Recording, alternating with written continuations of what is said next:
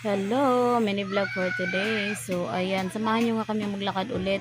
Ayan, ngayong araw ng linggo kasama ng mga anakis ko. Ayan, kasama ko sila naglalakad dahil nga ang aming service ay hindi pa nakauwi. Ayan, dahil nga araw ng linggo, importante na pumunta tayo sa ating panambahan. So, ayan, effort lang at hindi naman nakapagod maglakad masyado basta hindi nagmamadali. At ganito kaganda ang tanawin na maradaanan mo. Ayan, di ba? Ayan, tingnan nyo. Yan yung palaya na dinaanan namin nakaraan na hindi pa na-harvest. Ngayon ay hina-harvest na nila. So, sana all sa may-ari ng palaya na to dahil mukhang marami ang kanyang ani.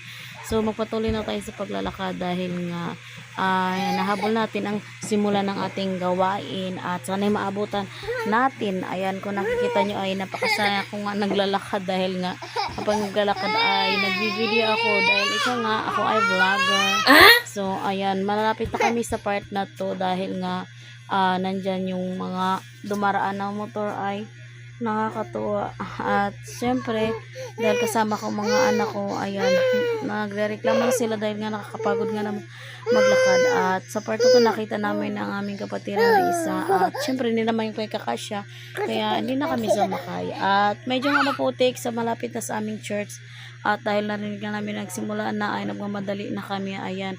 So medyo maputik sa daan na to at talaga naman hindi namin abutan ang pasimulan ng gawain, ayan. So that's it for today everyone. God bless. Thank you for watching.